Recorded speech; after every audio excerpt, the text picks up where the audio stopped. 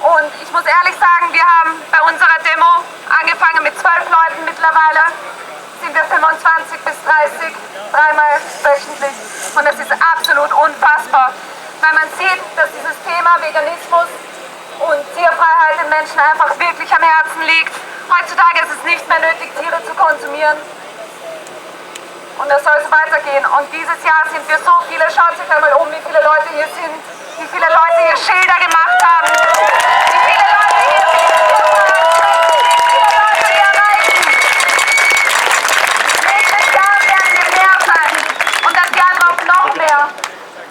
Das ist hier allein nur der Anfang. Und wir werden wachsen und wir werden jedes Jahr mehr werden, wir werden nicht aufhören.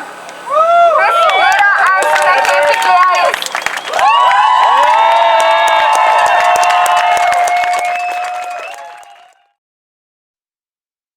Ja, und in den 35 Jahren ist natürlich viel passiert. Wenn ich da zurückdenke, bin ich mir vorgekommen wie der einzige Mensch auf der Welt, der in einem Tier ein Du sieht, ein Wesen wie du und ich.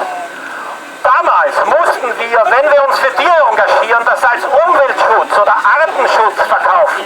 Nutztiere haben sowieso nur den Wert gehabt, den man am Verkaufstisch für sie bekommt. Aber auch Wildtiere waren nur als Art, als seltene Art wertvoll.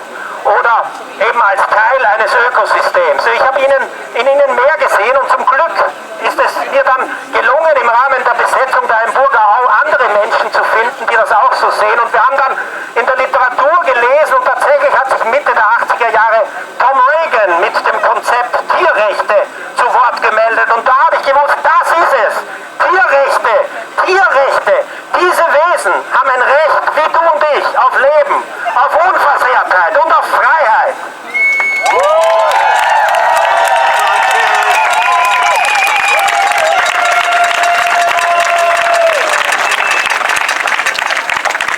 Wenn man das einmal begriffen hat, dann fällt es einem wie Schuppen von den Augen, wie unfassbar gewalttätig diese Gesellschaft ist. An jeder Ecke steht irgendwo ein Würstelstand, überall wird diese Tierqualprodukte verkauft, Millionen von Tieren in den Schlachthöfen. Da merkt man erst, das ist so ein wichtiges und zentrales Thema. Ja, dass man dem sein Leben widmen kann und muss.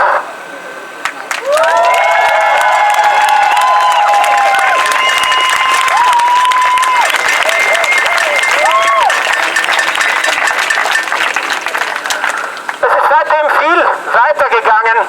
Tatsächlich ist eine Vegan-Bewegung entstanden, von der wir damals nicht träumen konnten. Tatsächlich ist der Vegan-Begriff letztlich überall bekannt, quer durch die ganze Welt.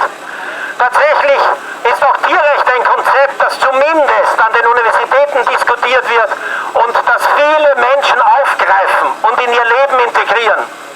Und das ist ein Teil dieser Entwicklung und unserer Bewegung, die Herzen und Hirne der Menschen zu erreichen und ihnen diese Information zu bieten, sodass sie auch in der Lage sind, eigentlich nach dem, was in ihnen ist, diese Liebe zu den Tieren und zur Natur und zu den Wesen, dass sie das auch leben können. Es gibt aber auch eine andere Ebene und das ist die des Gesetzlichen.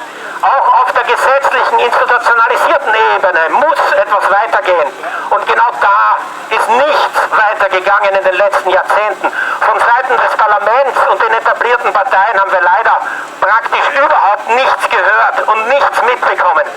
Wir vom Verein gegen Tierfabriken haben uns sehr bemüht, dort Gehör zu finden. Manchmal konnte man die eine oder andere Partei ein bisschen schubsen, dass sie diese oder jene Gesetzgebung mitgetragen haben. Manchmal ist es uns gelungen, so starken öffentlichen Druck zu erzeugen, durch Demonstrationen, durch zivilen Ungehorsam, durch ein ständiges Präsentsein und immer erinnern, das ist ein Problem, das ist ein riesengroßes Problem. Tierschutz.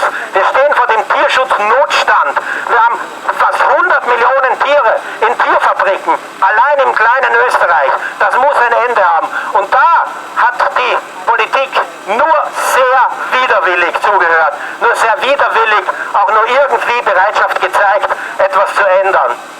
Deswegen möchte ich ein Wort in eigener Sache nachschieben. Und zwar habe ich jetzt die Möglichkeit anzutreten beim Parlament, um eben Tierschutz ins Parlament zu bringen als unabhängiger Kandidat im Rahmen der Liste jetzt und möchte versuchen, ob